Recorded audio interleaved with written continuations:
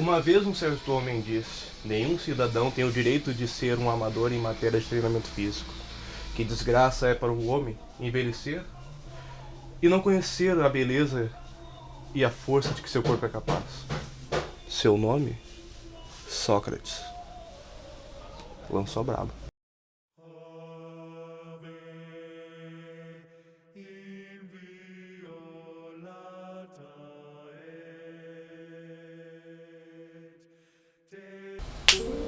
Olá, meu nome é Nicolas Malta e hoje a gente vai falar de uma história que eu não sabia muito, inclusive, e que eu, por curiosidade mesmo, e querer conhecer bastante disso e me aprofundar um pouco mais, eu também vim fazer esse vídeo. Bom, para quem não sabe, há muitos anos atrás a educação física ela surgiu com as práticas de atividade física no geral, sabe? Como culturas corporais, como a ginástica, a luta, a dança e entre outras, por exemplo. Mas isso é só uma cultura corporal, não é a educação física em si. E a educação física, no caso dessas práticas, elas foram surgindo desde as civilizações antigas, como a Grécia Antiga, por exemplo. E, bom, Sócrates, como eu acabei de citar no início do vídeo, disse essa frase. E o que ele quis dizer com isso é que mente e corpo são inseparáveis e que é muito útil tu praticar atividade física no geral, para que assim você conheça até a ti mesmo com as suas capacidades físicas, que é interessante. Nos anos de 460 a 450 a.C., o escritor grego Miron fez uma estátua de bronze que veio a ser o Discóbolo de Miron. Traduzindo é lançador de Miron, de disco. Olha o símbolo. Toma. Esse aqui é meu jaleco de anatomia.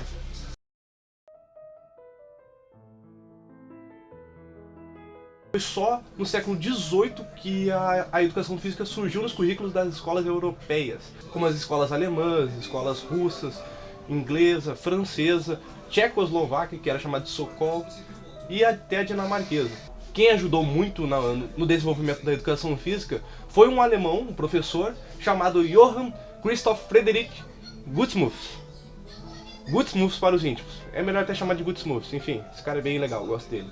Ele tinha uma cabeleira maravilhosa, assim, muito linda, muito, sabe, incrível. Ele faria uma fama hoje em dia. Bom, brincadeiras à parte, foi ele que descreveu as grades curriculares das escolas, no geral, para o início da educação física. Também escreveu o livro Ginástica para Jovens, que foi muito importante. Escreveu diversos exercícios, como fazê-los, etc. Que basicamente era para mostrava a ginástica sendo divertida para o aluno e para o desenvolvimento da educação física em si. E também para ajudar as pessoas a entenderem as práticas. Ele uniu também um pouco das suas ideias com o naturalismo também de Jean-Jacques Rousseau. E para ele o princípio da educação física era o desenvolvimento pleno das aptidões físicas e a utilidade corporal.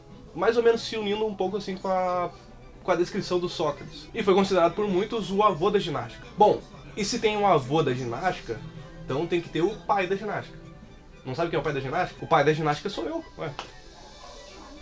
Óbvio. Bom, o pai da ginástica, o também alemão e professor, né, é o Friedrich Ludwig Jahn.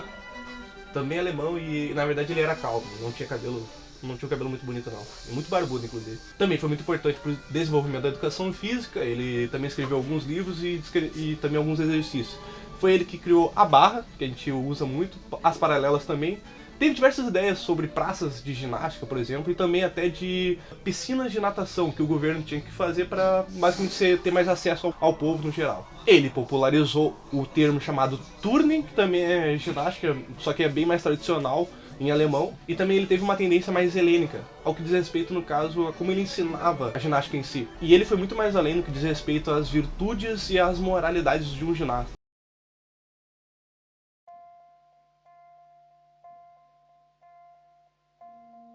Bom, e assim foi se passando a educação física, sendo influenciada pelas escolas europeias e também por esses grandes profissionais que passaram essa cultura ainda mais para o mundo todo. Ainda assim que ela foi sendo passada, ela foi muito negligenciada pelos governos mundiais no geral. No ano de 2000, os pesquisadores cientistas Joy Marshall e Ken Hardman relataram que a educação física estava numa posição defensiva e que ela estava sofrendo problemas econômicos em relação a materiais, de espaço e também de profissionais inadequados. Com isso, as agências mundiais como a Unesco, a Organização Mundial de Saúde e o Comitê Olímpico Internacional chamaram a atenção de diversos países, assim declararam que 2005 se tornou o ano da educação física e do desporto. Uma vitória para nós! Ainda assim, a educação física continuou sendo negligenciada e o cientista David Kirk tem uma visão pessimista quando olha para o futuro da educação física.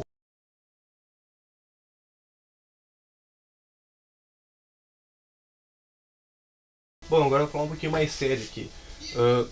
No geral, eu tenho muitos sonhos com a educação física e eu busquei conhecer essa história dela porque eu me animo muito com isso e me empolga a continuar nessa história, sabe?